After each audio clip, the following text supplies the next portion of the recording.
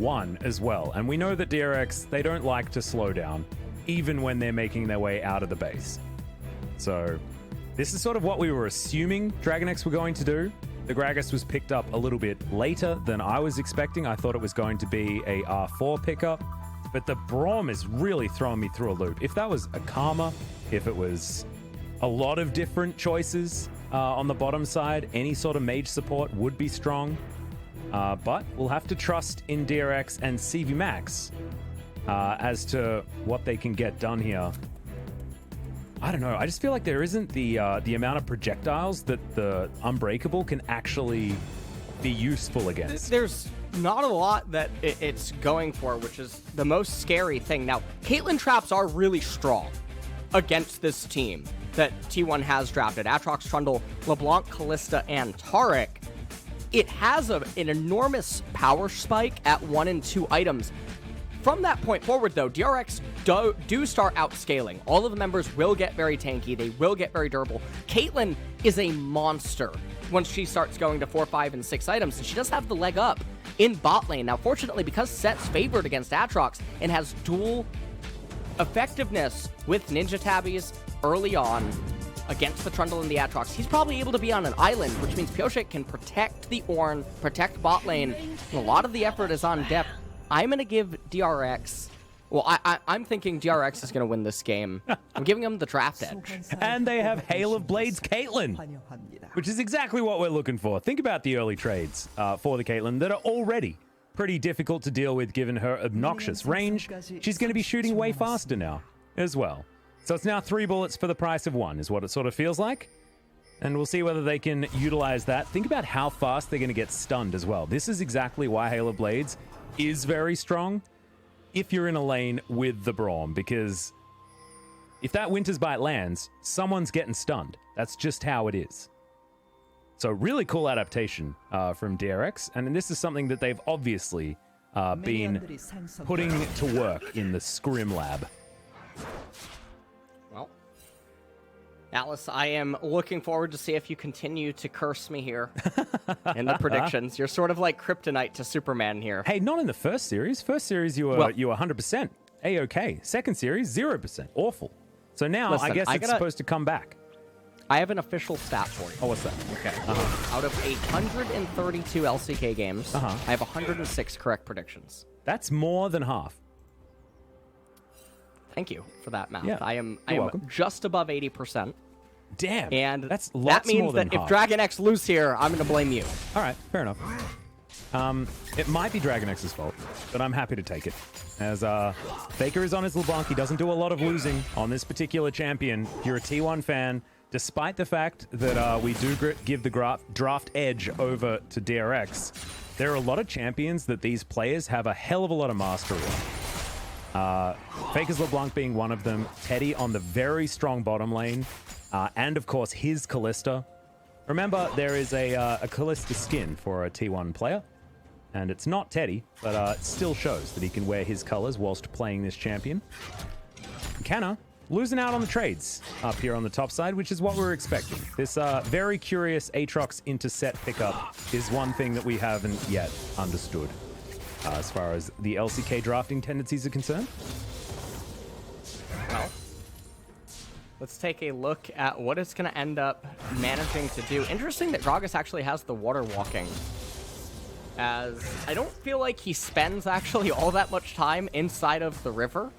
Yeah. And it's not like, I mean, yes, he does want to secure dragon control, because with the Caitlyn, and if he is hovering around the right-hand side, he does have a lot of potential to get a lot going. And I mean, he's covering Doran right now, who's doing a really good job up here in top lane, has a nice CS advantage. LM coming in here and stealing away. Oh no. Oh no, Pyosik's used all of his buttons already, and Elin's on top of him. The red buff is working. Doran hasn't moved down yet as the pings are coming forward, but it might be just too little too late. Good slow as his barrel does come back off cooldown, but Ellen really giving it to Pyosik early on in this game. Now, two very young junglers in this match, and so far Ellen is certainly coming out ahead. And yeah, Teddy's pretty good at Kalista, by the way. Remember this guy used to play for for Jin Air, right? And He he's was still got the- that win rate. Yes.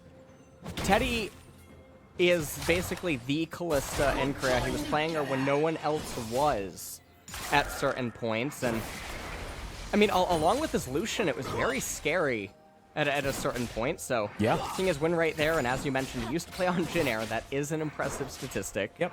His Draven was also a notable one, if you guys remember, as he's able to weave that pierce, certainly demonstrating his mastery there. I like it. As Deft has taken a little bit of poke, and so far you can see there's a bit of an advantage for T1, as Deft has to use the net actually to try and get himself out of this one. Good double peacemaker, but T1 still winning this trade. Teddy playing so aggressively. And they have just so much push potential because Teddy can play aggressively and he has effort to keep him healthy afterwards. And the two BT boys here shoving in mid lane together. Yep. As good face breaker there from Doran. Probably going to end up getting, I assume, a Catalyst into a Negatron Cloak for the Abyssal Mask as the first purchase. Mountain Dragon's super important for DRX to try to capture because it's so valuable in the later stage sustain fights against the Kalista. Also, considering LeBlanc's an assassin, and there will be champions building magic resistance against her as well, so helps out ever so slightly. It's not the most impactful Drake when you take it. At the very beginning, you basically get like 2 or 3 armor and maybe 1 magic resistance. But they have 3 tanks, so actually the scaling potential of it is quite high. Yes. Not too bad at all. So yeah, on top of all of the other things, that is also another advantage. So DRX, we'll see whether they do put on that, put on the pressure to try and grab that one as quickly as possible. Predator now activated, as Pioshik did go back home. But he's moving towards top side. Not actually prioritizing that Drake at all, as they do get vision on it. They're not looking to take it anytime soon. Well, in 2020 spring, everyone is undefeated here, except for Kana. Effort's had a pretty so good that's why run they picked these champions, so they can bring Kana across the finish line. Yeah. As this is the first Caitlyn for Deft so far this season, but I assure you guys, he is very much a Caitlyn player. But here we've got a fight. The Superplex is going to bring Canna underneath the turret, and it's going to finish off the Aatrox so comfortably. Really nice first blood to go over to DRX. That stat now going to be increased as the Dragon has been started in full vision of DRX, but because the top side of the map is where the jungler is, there's not going to be any contest. So T1 will be able to trade their top laner for this Mountain Drake. Getting that mountain, let's take a look at it. Kalista, 44 armor, 31 MR. Yeah. And she got 2 MR. Nice. Now, and got 7 armor, not bad. It's all right. Wait, how is it? Doran missed everything and then just got completely bodied. Okay. Going to let him out is Canna. Now going to pull the minion wave, as you can see, just trying to get himself a little bit of a freeze up here towards the top side. Shout out to our boy LS. Enjoys a bit of that freeze action. As Doran throws the back down, grabs himself his Ninja Tabi, and we'll have a look at this one yet again. Really nice stuff from Doran. Just runs up to Canna, then gets stunned, but it doesn't matter. He's got a flash, and the Haymaker finishes it off. Easy as you like. And so the set going Blade of the Ruined King as the first item. We've talked about that. This is patch 10.5. Gets a lot of value as the item was buffed. Yep. And Kana already off to a bit of a rough start here in this game, but not the end of the world by any means. Second Dragon Infernal is going to be really important, and Teddy and Effort just doing a fantastic job. And this is one of the reasons that we're seeing inside of the laning phase that the Braum is a bit peculiar, because with a mage support or like a Karma, which is a mage support, Caitlyn's able to do so much in the early stages of the lane, and instead it's been Teddy constantly on the aggressive, constantly shoving in death, and down in bot lane. And I just want to add to that. I want to add to that point because it's not even going to get better before it gets way worse for DRX, because Teddy hits a 2-item power spike. Deft hits like a 4-item power spike. They're going to have to wait so long before this Caitlyn is able to get through a trough and then be that powerhouse. The early game was where Caitlyn's able to abuse that range advantage. And they just couldn't do it this game. Potential fight brewing here in River. Set as a beautiful angle. Well, the on comes down as well. Great 4-man stun though, and the on not going to be able to be returned. And Ellen down very, very low. There's a superplex into the backline as Doran finds a facebreaker onto a couple of members. It's a 1-for-1 so far, but it looks like Doran shouldn't be able to make his way out. Doesn't have the haymaker available just yet, as CANNA cannot catch back up. Def takes down Faker, though, who led them on their merry way topside, and in the end, DragonX do win out the team fight. They win out the team fight, and what I really want to highlight is that was without an Ornn ultimate, because they did a fantastic job at stopping that. If Chovy got the second activation off, this could have maybe just been an ace. As you take a look, Effort flashing in to get the stun. Chovy didn't have an ability to get that part 2 off. Beautiful Gragas ultimate by Pioshik, and watch the superplex by Doran on the south as Faker. I mean, he went super far in to get that kill, but Def managing to actually trap him up, and then the headshot comes in to bring him down. So in the end, DragonX end up winning out, and they also went out on follow-up tempo after this, as Doran doing phenomenal on this set here in this game. Nice face breaker right there. Yeah, I liked it. Cleared out all the minions very nicely, but damn, I feel like these team fights are different to the ones that we've seen throughout the rest of the day, because these two teams know exactly how much this is worth, and everyone's giving it their all. Really, really cool stuff to see out of these guys, and it is by no means over. 600 gold, now the lead for DragonX. They do have a leg up in the early game, but as mid-game comes around, they get another spike on the side of T1, and that's where things get scary for DRX. Yes, and the other thing about this is Gragas' camps on the right-hand side are up. Pioshik probably going to want to path over there after getting the Scuttle Crab, and Infernal is super, super important. It'll end up outscaling the Mountain in the later stages of the game, if they can end up getting it. Yep. Yeah, there's the barrel. Pushes Faker against the wall, but a little bit off to different sides of the page are the DragonX members. At least Pioshik landed the ability. I mean, shoutouts for that. That's cool. Well. Yeah, Doran took some free damage. That happened too. They wasted a lot of time, though. CANNA ended up crashing an entire wave in top lane that Doran ended up missing. They didn't even have the Ornn ultimate available. I'm really not sure what they were trying to do right there. Doran's actually behind now in experience in top, and if Aatrox ends up getting a turret plate or something, it's going to really help to mitigate the kills that DRX has. They're only up 400 gold right now. They do have the better scaling team composition, but that doesn't really matter so early on in the game. LeBlanc going to have Luden's Echo soon. Blade of the Rune King going to be completed here for Kalista soon. But Infinity Edge, Def's not too far away from it. Yeah, he's getting quite close. Did go for the recall, did manage to pick up that BF sword like you're talking about, but is heading back towards bottom lane. So it looks like Shelly, once again, going to be given up on by both teams. Not wanting to throw their lives away for that, as the second Drake is going to be the big pickup. We'll see whether it's Earth, Wind, and Fire or whether the Ocean is going to come forward.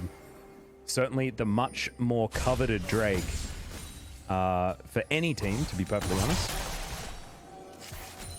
Deft has to be a little cautious here. Effort doesn't have flash available, but LM does have the Trundle Pillar. Yep. That's going to actually get zoned out of some of the CS Teddy. Threatening Fate's Call before Braum comes back in.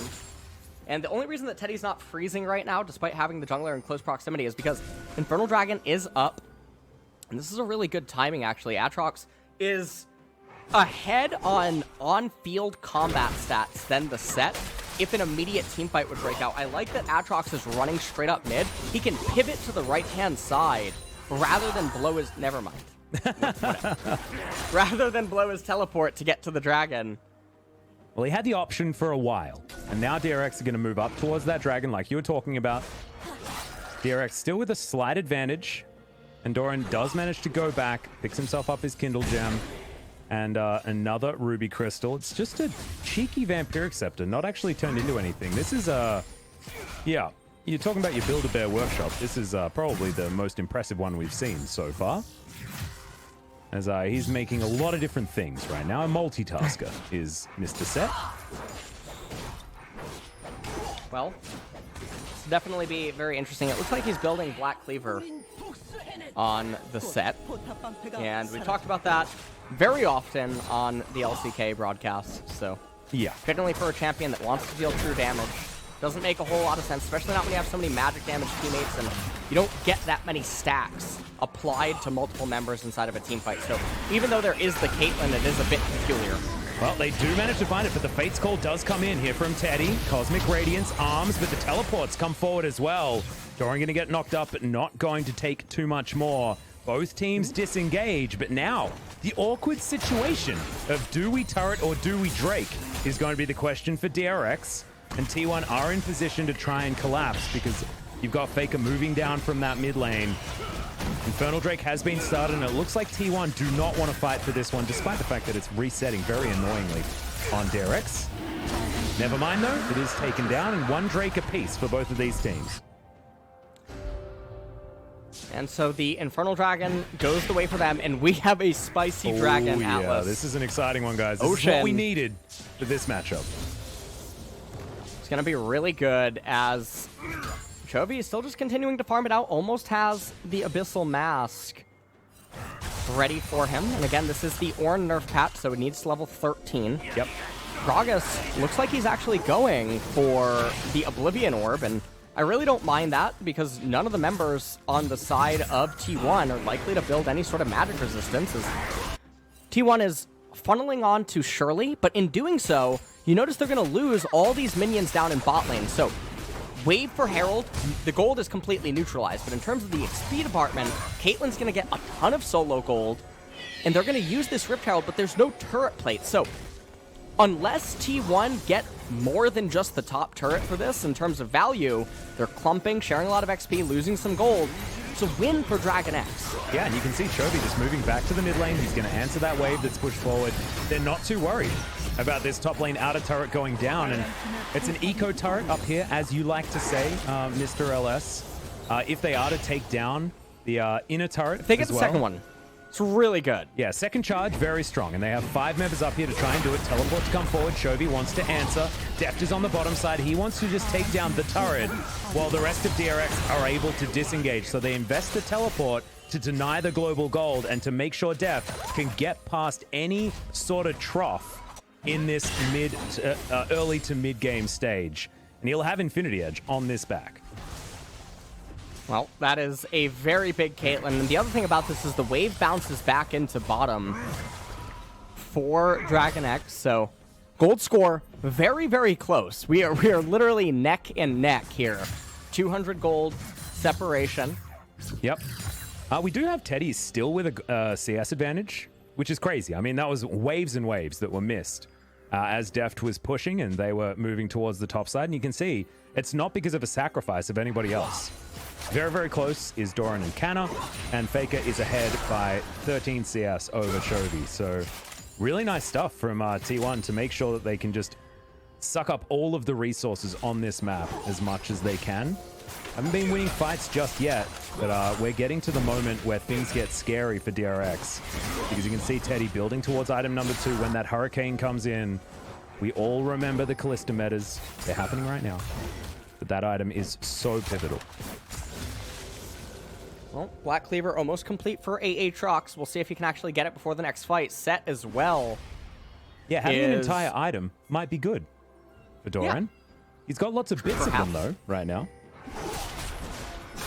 That's about it. Just the Vampiric Scepter on the set is definitely peculiar. Yeah.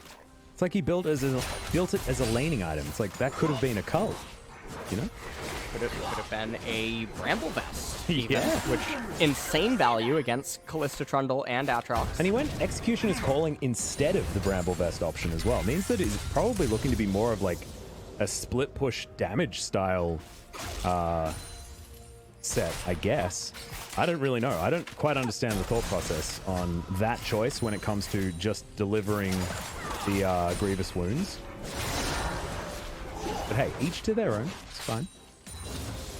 Well, so far as it stands, Gragas probably going to be able to recall soon into Sork Penetration Boots. That'll give him the 33 Magic Pen against a lot of targets that have no MR right now. Taric, the only one having built any magic resistance items. Yeah. As Kanna immediately just shoving back out the wave.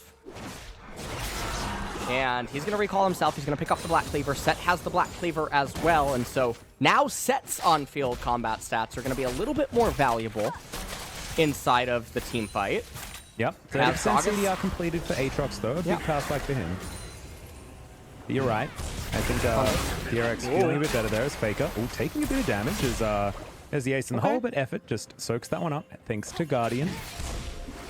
It'll be fine. The good thing about this, Faker taking a little bit more damage than he would like, but he does still have 2 corrupting potions, so this isn't the end of the world by any means. Yeah, and he does like to play with our hearts a little bit, this Faker, and he's got Effort there on the Taric, able to auto-attack and therefore able to heal a lot, as he was right the now, Bastion. inside of this team fight, though, DragonX, I would say, have the slight edge. They also have the low ground, which is a lot more valuable than the high ground in League of Legends. Yeah, we know that. Thank you, Ewan McGregor. He taught us that one. They're shoving out mid lane. Here is the Scuttle Crab. That's also going to be over to them. Now, the Caitlyn traps are what gets really scary inside of the river. They can really restrict and control all of the approach from T1. You can look at them. Faker trying to go for a steal, not able to get it. DragonX 2 dragons away from Ocean Soul. Headshots coming in everywhere. There's the Ornhorn, like you were talking about. Cosmic Radiance will deny it, but unable to actually re-engage with that ultimate available. So a stalemate is called. And DRX back to the mid lane, just calmly farming. 500 gold. I mean, that's exactly what they want to do. There's no neutral objective up anymore. And so because of that, Ornn is going to coast to level 13. He's going to get both of his ornaments. Obsidian Cleaver is going to come in for the set shortly thereafter. Probably going to be Zanya's Hourglass for Gragas next. Although, if this is a game to go Rabadon's Death Cap or something on the Gragas, this would be it. Oh, hell yeah. Because no one can build any magic resistance. So definitely gets very scary before the Cosmic Radiance can even come in. Caitlyn is going to coast up 2 or 3 items for free because T1, there's no way to siege. How does Kalista, Taric, LeBlanc, Trundle, Aatrox actually push the mid-tier 1, mid-tier 2, top-tier 2, or anything of that nature? They can't. So they're stuck constantly playing ping-pong with side lanes. We saw Afrika fall victim to this yesterday where teams' reluctance to freeze and demand that the opponents come to them when they have a team composition that spikes at 1 and 2 items. Here we go, ready? Aatrox is going to do it. He's going to ping-pong it right back into set. And then he's going to wonder why he's not achieving anything. Well, he achieved a whole bunch of dead minions. So he did achieve something. It's just whether it's good is the real question. Underneath the turret, I guess the Braum is sort of showing why he's valuable. Because counter siege is something Braum definitely can do. Like, he can protect turrets very well, able to stop damage with the Unbreakable. It's not exactly the greatest solution, but certainly can help out. And the Caitlyn traps are going to be very, very strong as well. Counter engage and peel from a Braum, also very strong. So I'm starting to understand why Carrier has opted in for this particular pick. But I still think Karma would have been better. But that's fine. Well, Swiftness was also picked up, by the way, for the Braum. He's going to be going Stone Plate first item, so no Knight's Vow or anything of that nature. Yep. Chovy has dinged 13, so he is getting all of those stats now. And every time he dings, it's going to be meaningful because we've got Obsidian Cleaver. We've also got the Molten Edge, which is the most important one. The fact that a Caitlyn can get, 6.5 items is really frightening because Caitlyn's ability to scale with just raw stats is very high considering her range. Her ability to do consistent damage is very high. You could even call it 7 or 8 items if she ends up selling her boots and then has the ornament upgrade plus the elixir. Oh, yeah. It's one of those really scary situations. And take a look at Faker. He's itemizing Zanya's Hourglass second because he's going to need some sort of utility to try to do smoke and mirror gameplay. But the problem is that's not a lot of raw damage. And for champions that build lots of HP, they're going to be tanky. They're going to eventually start picking up magic resistance and things of that nature. Things start to get rough for LeBlanc. And it is Faker, so there's probably still going to be some sort of a way to find a crack in DRX's armor. But things are definitely getting more and more grim for T1 as DRX endlessly playing ping pong, and that's all that they have to do. They have no onus to do anything in this game. It's like they're playing ping pong, but the scores are really wonky. It's like whenever DRX returns the ball, it's a point. Whereas T1 actually have to win the point in order to actually score. in this particular game, but DragonX don't. They just need to send it back and make T1 make a decision. And that's the danger of these Ornn compositions. That's why he's so powerful in the draft phase, is because he just plays the mind games very well. We're talking about Faker's LeBlanc being the mind game type champion, and while yes, that's true, having that mind game be played in how the game of League of Legends is actually going to be put into effect is a very different story, and Ornn does really make that happen. There's the first ornament being given over Molten Edge for the Caitlyn. That puts her basically almost 3 items. Yeah. In terms of power right now, and Kalista not falling too far behind, though. Teddy doing a really good job in the CS department, and really there's not a lot going on in this game. It's an endless game of ping pong. T1 might try to Hail Mary a Baron using the Kalista to try to get something of value, but you can definitely see that their comp has already peaked, and now it's going to be on them to mechanically somehow outplay DragonX, and this is something they've done actually many times. Yeah. T1 has been on the losing end of drafts very often in spring 2020, but still just managed to mechanically deconstruct the opponent, and here it is, the Baron. Yep, they're going for the Hail Mary. Vision is going to be there. Faker connects the chains to Carrier, and there's the disengage. T1 not feeling like it's their time to take this fight. They do get the Predator out of Pyosik, but otherwise DRX just move themselves back to the mid lane. They stay as a unit, and T1 trying their best to find an avenue into this fight. They clear out the minion wave, only a bit of damage onto that turret, but the Ocean Drake is live, and Soul Point will be able to go over to DRX if they're able to lock that one down. One worth fighting for here for T1. Well, DRX now posturing right now. Toby not going to be able to... Okay, yeah, that's a lot of damage. Infernal Chains are broken. The Unbreakable keeps Doran alive, gets a big shield from the Haymaker, but still will have to teleport into the next fight. Good chain from Faker. Locks down Chovy for a moment, but he's very tanky. The one Ocean Drake they have might actually be important here. Ornn is, I mean, he's feeding himself. Oh yeah, Honeyfoot's pretty cool. Has Tunnel Crab. Pyosik doesn't want to use the body slam or anything and just have it get taken away, as he's finally going to do it after he realizes that Canna and LM go back onto the left-hand side. That is a very valuable mini-neutral objective to have during this team fight. And again, this is the problem. How does T1 perforate the phalanx of DragonX? Well, Facebreaker comes in. There's the ultimate out as well, but they can't take down the Taric before Teddy gets in range. It's a win, though. Yeah. For T1. Fate's Call utilized, but yeah, that's all. Doran without flash now, nor ultimate. And that is a nice little victory for them. You can see Canna has already started up the Ocean Dragon, so they're really trying to force the agenda. You have to pay attention to effort right here. Faker has a really good angle playing on the left-hand side. There's going to be a wide concave. Def putting out a lot of damage early on. DRX, okay, they've already lost the dragon, so they can basically just say to themselves, okay, it's not the end of the... Ooh, nice timing on the body slam. Yep, wait. But DRX, they can wait. Chovy's going to hit 15. That'll give over another half item to the set. Give him the Obsidian Cleaver.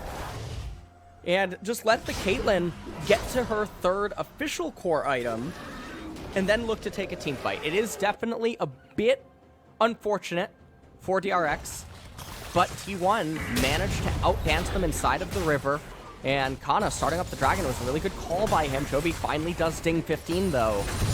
Yeah, Obsidian Cleaver now available for Doran if they want to give it to him.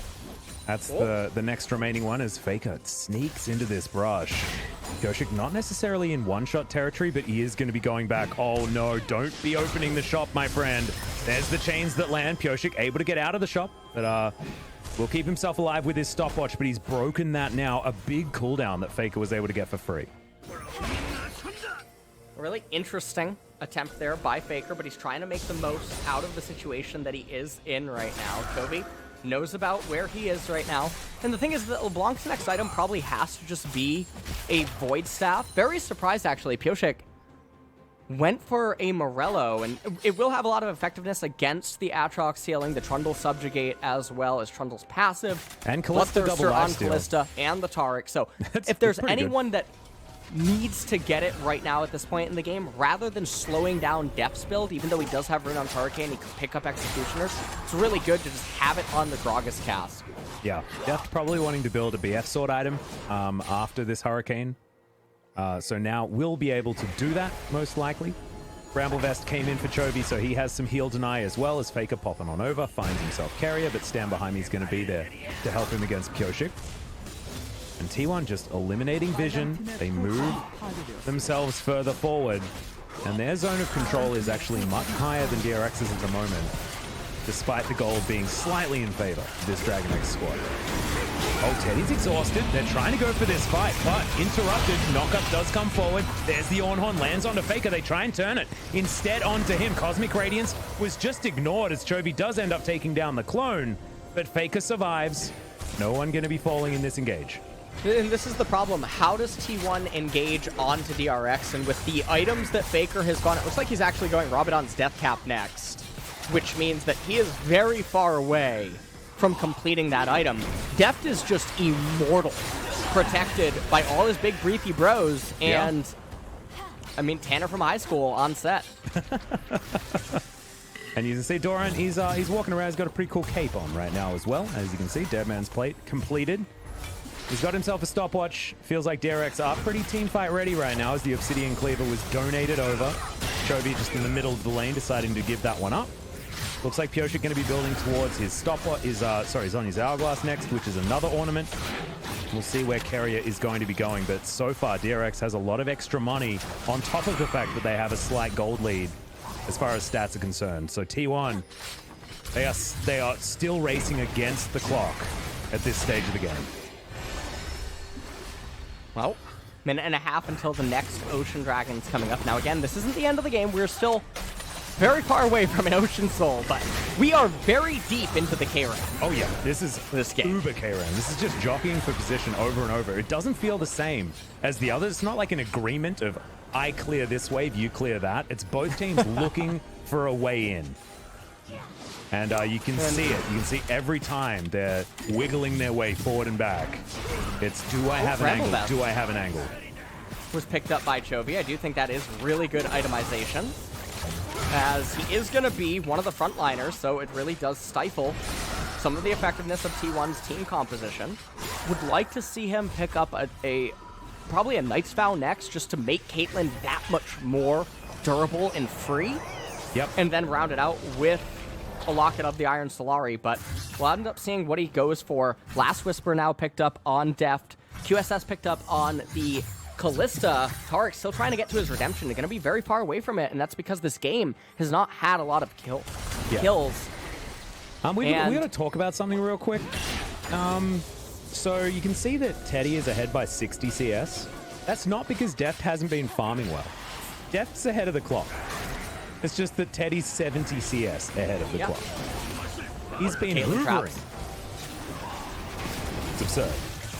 Well, now once again, Soul Point is on the table. The River Ram has been unleashed onto the map, and all cooldowns available for everyone other than that exhaust and the heal on the supports, respectively. There's the Ornhorn, though, as it is going to be secured. So DRX locked down the Drake, but the Ornhorn was just going to be a disengage tool, and DRX just moved back. Oh, they gotta be a little careful. They know about LM and Canna. And finally, T1 does raise the mid-tier 1 turret. It's actually so hard for them to get it, but because DRX had to take the long way around back to mid lane, now T1, they're in a situation where they're gonna eventually have to decide game-ending teamfight at Baron or game-ending teamfight at Ocean Soul. And even if they win that teamfight, they don't necessarily win the game. They're gonna have to win 2 or 3 major decisive team fights to win. Really tall order on Faker to come up with something. It's very scary right now. Yeah, T1 are hungry, you can see, though. They are moving as 5, and they are trying to catch DRX in a position that they're not expecting them. But unfortunately, DRX just aren't putting their foot out of position in a way most other teams here in the LCK would in this game. Yeah. Right now, everyone's just going to keep posturing. Pyosik probably going to end up getting these Zhonya's Paradox soon. as I would assume that would be his next item. It is an ornament as well. Not sure what Braum is going to end up getting. Maybe block with the Iron Flyer. No, it actually seems like he picks up the magic resistance, electing instead for what I assume is going to be Banshee's Veil.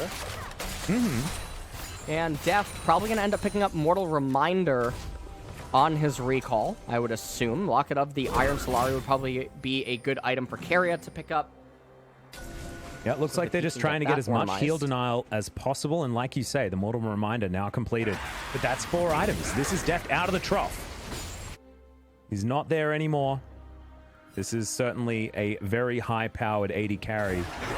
Not as high-powered as Teddy, because Teddy's just... He's got himself a 700 gold bounty. He's maxed out his bounty as a 0-0-1 Callista in a game where T1 and DRX have shared 4 kills so far.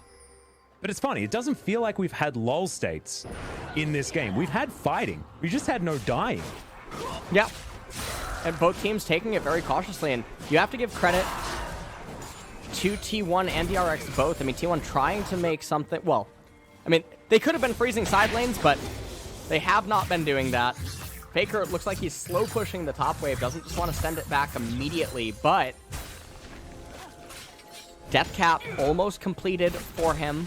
Lord Dominix was completed on the Callista instead of the Mortal Reminder, which was already built on Deft. Yeah, I like Lord Dominix here against the big beefy boys. Straight up Thornmail. Oh my god. On Jovi. Okay, fair enough. And for not a lot of magic resistance on the enemy team, that actually will help him deal a bit more damage. And also, if he's in close proximity, the Abyssal Mask is also going to be buffed by that one. And plus the Sunfire Cape. My god, what a genius. It all works with one another. It all just makes sense. The synergy, it's all coming together. All he needed was Sork Pen Boots as well. And that it would have been absolutely genius. Think about the reduction. Beautiful. Oh, just stunning stuff. True damage Orn. That's what we're talking about. Love Never seen it. Yeah, exactly. I used to try and build true damage Sejuani all the time, but that was back when she was a very different champion. Mid lane Sejuani, those were the days. Enough reminiscing though. We've got a fight for vision here as we move the River Ram topside. Some untapped ground to start this battle, potentially. But so far, I mean, everything is just staying the same. It's not changing very much whatsoever. The 500 gold lead or so has switched to the favor of T1. But honestly, that doesn't matter at all right now because there's ornaments on the map. And that means the DRX still have more stats. Have you considered maybe talking about something not pertaining to the game state in order to induce a team fight? Ooh, I could. All right. I just recently went on a trip to Jeju Island. How was that? It was quite nice. Is it warmer there? It is a bit warmer there, yeah. It was very humid on the last day. Very humid. We've got a bit of an engagement. It's working. It's working. Keep going. Yeah. No, I'm just going to start talking about this because Everett's getting taken down very low. Faker looking for an opportunity, dives onto Chovy, but instantly he's exhausted. They were waiting for him. They knew he was coming. As Def chunked down to about half health, but was able to dish out about that much to the T1 support. However, he does have sustain inbuilt. And now Teddy playing very far up and aggressively. He's champing it a bit. He really wants to get a team fight started. He jumps onto Carrier. Ren does a bit of damage there as the Dazzle isn't able to connect. And once again, it is just a dance. Carrier is missing a lot of HP, though, for this fight. Doran now also going to take quite a bit, and they should have this confirmed. Yep, this is Ocean Soul, but there's just so much damage. Exactly. Carrier's going to move on in there. But now both teams with Soul Point available. The Infernal Chains do go wide. Maybe that is a sign of some nerves here for some of the young players on T1's side. As DRX trying to zone T1 away from their outer turret. They're going to be able to do so as Deft moves on in, grabs that one for DRX. And once again, no fights. That's a great pillar, but it doesn't do anything. And Doran, he takes a bit of damage there from Teddy, but otherwise, nothing. Man, why is this so intense, but nothing's happened? Welcome to the LCK. Literally can't kill. Yeah, well, I mean, literally can't kill, but like most of the time, that's because they're doing nothing. These are two teams trying to do stuff, and then nothing happening. You know, it's different. Well, it's brought to you by Timeout 1. And definitely resists action. So we got a beautiful game here on our hands. Yeah. Yeah, I think making the acronym for DRX is a tough one, so I appreciate your attempt there. Very, very nicely done. This is like, what is it, xylophones? I don't know, man. I'm not totally sure. Well, Teddy, he's a pretty happy boy right here. He's got his 4 items, he's got his QSS, feeling very comfortable, but the thing is he can't hit Chovy, because otherwise he doesn't get that double lifesteal healing effectiveness that he really wants. As now T1 have started off the Baron, DRX a little bit late on the pickup as Carrier moves on over. They do get the bad news. It's now Pyosik. He's thrown down his Predator, T1, and moving out of the way. And they haven't gone off the Baron just yet. Elim is still there. As now DRX decide to pull the trigger. The Ornhorn comes back. They do get the knockdown as there's the fate's call, but the Gragas just explodes. I'm not even sure how. He died so fast. The Taric is going to fall, but now that's only a 1-for-1 as DRX is being collapsed on. This is the fight that T1 wanted as Chovy is so incredibly low. The set falls down. Deft is still alive though as Faker. He's wandering around. He's not able to get there. Oh my goodness, the ace in the hole was so damn close, and somehow we don't have a decisive fight. We don't have an ace, but T1 moved back to the Baron. Want to move back to the Baron. Aatrox has to be really careful. They have teleport on Doron and Chovy, but Deft is dead! What is he doing there? It's just insane. The Infernal Chain's pulling back, and yeah, he explodes. A double kill for Teddy, and an overreach for DRX when they just straight up couldn't be there. Oh, disaster for the DragonX camp when they were playing the Do-Si-Do so beautifully, and then it all just went wrong. They were playing it really well, and then just look at this Ornn ultimate. It was a one-man aimed at Kalista initially, and then set the opposite way. And Teddy just doing so much inside of this team fight, never gets held down by anyone. Deft trying to do everything that he could to deal damage to come back into life. Pyosik trying to hang on the best that he could, ended up blowing his flash. Well, that's a Baron up T1, and this is going to be Inhibitor going down very, very quickly. 2.5 minutes still left on this Baron, and it feels like T1 have just blown this wide open.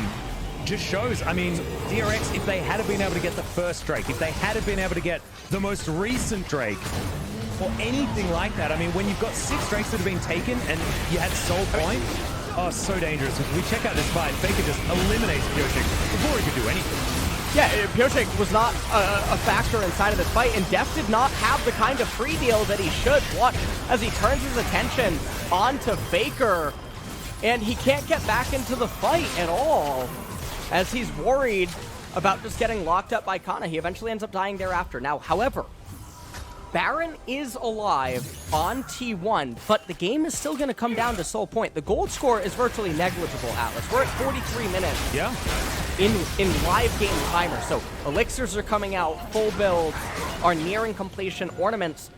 I would say that DRX is still favored in the Ocean Soul fight, but T1 has outdanced them 3 times in a row now. And now you've also However, got Caitlyn, super she has minions moving up the Bloodthirster middle. now. Yeah. We'll see whether that is going to make the difference here for DRX and for Deft, because this is a Caitlyn that is very, very strong at this stage of the game, and Teddy won't get stronger than this unless he can sell his boots, but boots are more important for a Kalista, so that is not likely. Deft might be able to fit in that extra item into that final slot, as now Faker looking to try and lock down Pyosik once again. Feels like one of the last remaining targets here available for Faker. As Carrier also showing that he is another one of those targets. Basically 4 versus 5 right here as Chovy has to flash to get out of the way of Canna, as Elim down to about half health, but he is a Trundle, so isn't one of the champions susceptible to being chunked. He's going to get a whole lot of that health back. Oh man, it just might be T1 getting Ocean Soul, and if they get that, oh god, we've DRX seen what aren't it's even gonna done. fight for it. Yeah, they're not going to fight for it. Chovy just panicking a little bit too much. He went for that collision into the wall to try to get a knock-up. He overextended, and Teddy chased him right over the wall, ended up having to blow his flash, and T1 are probably just going to walk away with this game now. Yeah, it feels like the snowball has started to roll too fast for DRX to even grab. As they're now waiting underneath their inhibitor turret bottom side. I think DRX have one last team fight in them before this game gets decided. I don't know whether it's going to go their way as Faker's poking his head in once again, and he makes LeBlanc look like far more of a scaling champion than she has any right to be honest. As the game goes on, I feel like Faker just gets stronger instead of the champion that he's playing. Chovy doesn't get that knock up. He was expecting Faker to dive over that wall. But doesn't choose that moment. Faker comes in there, but not able to find too much meaningful damage onto Def. Speaking of meaningful damage, I mean, the inhibitor turret bottom lane is basically doing nothing. It's Facebreaker onto Faker. Not bad there from Doran. Looks like the top turret is actually going to be able to fix itself with the minion wave. Yep. And so, the only out still existing in this game would be if DRX can somehow get the Infernal Dragon, or some sort of a miracle team fight with Caitlyn just getting complete free damage. So, yeah. DRX, they're definitely not favored in any team fight from here forward. They do have insane amounts of Grievous wounds on basically all of their champions, but Ocean Soul is so strong right now, Atlas. 1.5 minutes until the Baron ends up coming up. And maybe we're going to have a full game of ornaments, which is not something we normally get to see in Ornn games. Yeah, exactly. Carrier. What's he going to be able to pick up next? Looks like Locket of the Iron Solari will be coming in. So you're right. That should get there. This Chovy is level 18, ready to dish that one out to his support whenever it is available. Carrier still quite a ways from that one. Needs to go back to base as well, as the Baron is going to be available in 1 minute and 10 seconds approximately. And that will be the fight that DRX will need to win. They'll need to win that. They'll need to get themselves an Elder Drake, and they'll need to really open up this map and wait for their inhibitor to respawn as well. They've got 20 seconds before that one comes back up again. So for the Baron fight, they won't have those super minions moving on in. And I believe they've already killed the last super minion wave that was coming out. So 10 seconds now. And they don't have to deal with those supers. So some respite perhaps. But it's just been T1 winning all of the remaining team fights. Deft has only damage items right now, by the way. Yeah, ended up selling his item. And so that will help neutralize some of the gap between T1 and DRX now because of that Ocean Soul. But, I mean, also, Aatrox has Spirit Visage. So he's getting the amplified increased heal on an Ocean Soul heal in addition to Death's Dance and Aatrox passive.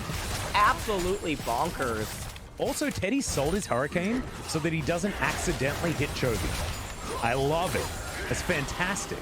Because he gets accidental Grievous wounds. It's not what you want. As DRX move towards the Baron. But T1, they're looking to move towards the base. And DRX going for the Hail Mary. Looks like T1 want the team fight instead of to put them into an awkward position. Faker dashing on over. Canna looking for the flank. Finds a knock up onto Doran. But the fight hasn't started just yet. Big crit onto Effort as the ultimate flies. It's all on Def. Faker. Yeah, exactly right. Def is this team right now. They have 2 smites. They have moved them away from the Baron as well. T1 will have to come in. There's the Cosmic Radiance, but the Ornhorn gets thrown back. It's the Baron that goes over to DRX, but can they win the fight is the question. T1 have them where they want them, but Doran has a very big shield, unable to stand up to Teddy's damages. Chovy is the next option. He goes golden. Deft is still at full health, but he can't get towards his Look at Canna whatsoever. Canna is zoning everyone away. And now DRX are just trying to get back to base where they can. Backs are being channeled, but the vision is going to be that big body slam. Def just auto-attack something, for goodness sake. 5 members converging on the Caitlyn. The autos are coming down. Faker dives onto Def and explodes him. It's a double kill for the Calista. Make that one a triple. And T1 will win game 1. If this sequence of events isn't a breathing, living example of Ocean Soul's power, I don't know what is, Atlas.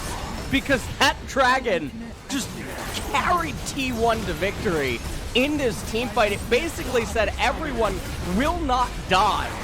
And I have no idea. They had they're immortal. Yeah, I think with so. the dragon, DRX falls in what should have been a